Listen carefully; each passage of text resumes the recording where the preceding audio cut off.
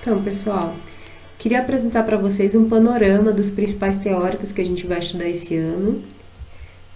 A gente já viu o Comte, né, o Auguste Comte, o positivismo, viu o en passant, mas realmente nesse período ainda não existia a sociologia como a gente conhece hoje, só existia uma física social, nem esse termo o Comte chegou a utilizar, então a gente vai estudou muito pouco ele e talvez estude um pouco mais lá para frente, tá bom?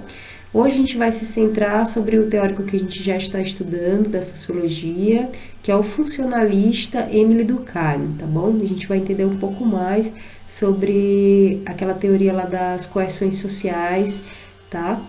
Mas eu queria destacar para vocês que também tem, depois, a posteriori, a gente vai estar estudando o Max Weber, o Karl Marx e também vai estar dando uma pinceladinha no Friedrich Engels. Esses são os principais teóricos que a gente vai ver esse ano da sociologia. Na prova de filosofia de vocês, tinha uma questão, não sei se vocês lembram dessa questão aqui, que falava justamente sobre as principais correntes, né, que ajudaram, né, no surgimento, no nascimento da sociologia, que são 3. Então, eu queria comentar essa questão com vocês, porque muitas pessoas não souberam responder, mas essas correntes, o positivismo, né, o evolucionismo social e o determinismo. O que cada uma dessas correntes queria dizer? Né? O positivismo, a gente já viu com Comte, né, que é justamente o abandono, né, da metafísica para uma interpretação mais objetiva, para compreender os fatos sociais através de uma objetividade, utilizando o que? O princípio científico.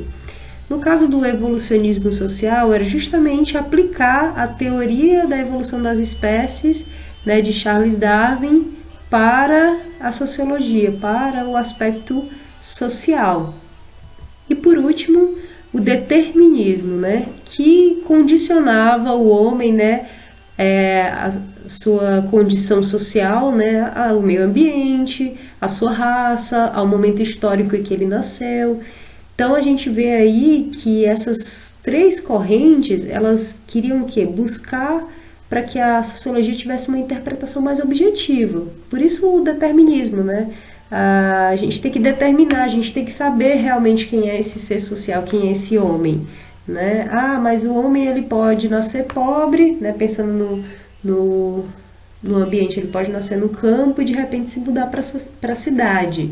Mas o determinismo, ele não queria pensar esse futurismo, né, essas mudanças, essas possibilidades de alteração social, mas pelo contrário, ele queria entender o fenômeno puro, sem essas arestas, sem essas percepções futuras, certo? Então, por isso o determinismo. Não, o homem, ele é onde ele mora, ele é a raça da qual ele faz parte, ele é o momento histórico que ele vive. Aqui a gente está vendo também agora um pouco mais sobre as características, né, da concepção sociológica de Émile Durkheim, né, o que a gente viu lá sobre o que é o fato social. Né? A gente viu que o fato social ele tem essas 3 características aí, que é a coercitividade, a exterioridade e a generalidade. Mas o que são essas 3 características? Essencialmente é dizer que nós, seres humanos, nós não determinamos os rumos da sociedade, certo? Nós já nascemos, existe algo pronto, preparado, a sociedade já está construída, existe uma cultura, existem leis que devem ser seguidas. Então, a gente não impõe nenhuma regra, né? A gente, na verdade, a gente é coagido, né? Por isso, coercitividade. O que é o coercitivo? É o poder de polícia, como eu falei para vocês anteriormente. Então, os padrões culturais que existem na sociedade, eles são coercitivos, eles são impostos para nós. E nós não podemos, através da nossa individualidade, da nossa subjetividade, influir nisso. Então, isso também cai no princípio da exterioridade. Olha só que interessante. A sociedade já está organizada, então não é a nossa individualidade, olha só, indo lá para a reflexão lá sobre indivíduo e individualidade que existe lá no início do nosso capítulo lá sobre indivíduo e sociedade. Então, as leis, os padrões, tudo isso é exterior a nós. né? Não é o indivíduo com a sua subjetividade, porque também a gente entra num pequeno conflito aí. Por exemplo, eu quero sorvete de morango em todas as sorveterias do mundo. E, por exemplo, outro professor quer sorvete de chocolate. Então, a nossa subjetividade entraria em conflito, porque a gente não pode obrigar todo mundo a gostar de morango e chocolate. Então, a gente tem que ver que o que determina, a gente está falando de sorveteria, mas o que determina o que uma sorveteria vai vender é o mercado, né? Algo exterior à subjetividade, né? É a coletividade, o que seria a terceira característica, que é a generalidade. Ou seja, são os fatos sociais, eles são eventos coletivos, né? Eles não existem para um único indivíduo, né? Ele faz parte da ideia de coletividade. Ele é interpretado a partir de todo um grupo social. Por isso que a gente chama de sociedade. Esse é o campo de interesse da sociologia. Não é o indivíduo, a particularidade, mas sim a totalidade, a generalidade. Vamos retomar aqui agora uma das questões também que foram uma das mais difíceis da prova de sociologia, pelo que eu vi, pelo número de acertos, que justamente essa questão sobre o fato social de Durkheim, certo?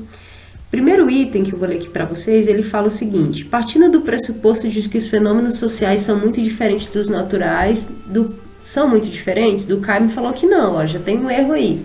Durkheim defendeu a incorporação da subjetividade dos cientistas nos estudos sociológicos. Pelo contrário, né, gente, quando a gente fala de fatos sociais, a gente está falando daquelas características que eu já disse, que é coercitividade, exterioridade e generalidade. Então, a subjetividade, né, que é o indivíduo, né, as características individuais, o que eu penso, o que eu sinto, não entram aí no parâmetro. Então, está errada essa questão justamente por isso. Primeiro porque o Durkheim pensava pelo contrário, os fenômenos sociais são muito parecidos dos naturais, por isso que ele queria usar a ciência para poder entender a sociologia. E em segundo plano, não é a incorporação da subjetividade, mas é a rejeição, vamos dizer assim, a exclusão desse fator subjetivo para que a gente tenha mais objetividade. Segundo ponto aí, Durkheim defendia o abandono dos preconceitos, das prenoções, ou seja, o abandono da subjetividade, pois essas ideias preconcebidas poderiam nos conduzir a confusões na observação dos fenômenos. Exatamente. É a partir do fenômeno sociológico, a partir da objetividade que a gente compreende o fenômeno sociológico. Não são nossos preconceitos que vão determinar. Por exemplo, a gente sabe que existe ali todo um contexto para eleger um candidato. A gente não pode dizer que o candidato X vai ganhar porque nós torcemos pela vitória dele. A gente tem que, como sociólogo, analisar a situação, fazer pesquisas, perguntar às pessoas e considerar todos esses fatores para poder determinar o que vai acontecer, né? O que vai ser esse fenômeno sociológico de eleger alguém. Quarto item aí, ó, Durkheim, são duas características do fato social, generalidade e comparação. Já está errado por aí, porque eu acabei de falar que são três, que é coercitividade, exterioridade e generalidade. E a 8, né, na concepção durkheimiana, a compreensão efetiva dos fenômenos sociais se dá pela identificação dos interesses, das motivações subjetivas dos autores sociais envolvidos. Então, se a primeira está errada, a oitava também está errada, porque não é a partir das motivações subjetivas. A gente já falou que é a exterioridade, né, que são os fatores externos, e os indivíduos eles não influem, né? Eles são coagidos, né, a aceitar esses fatores, porque eles já nascem numa cultura pré-determinada, as leis já estão concebidas, o Estado já está montado, tá bom? E por último, ao afirmar que o sociólogo deve encarar o fato social, Durkheim procurou defender a definição do objeto sociológico como algo externo ao pesquisador, exatamente. Né? Ele é externo, o pesquisador ele não pode influir, né? A opinião subjetiva dele não influi em nada, enfim, aqueles 3 pontos lá, né, do fato social que eu já tinha falado. Então, obrigada, pessoal, eu vou passar uma atividade, né, para a gente poder também praticar, né? Eu acho que é importante a gente ler, a gente debater, mas também que a gente possa praticar. Qualquer dúvida, estou à disposição. Abraços.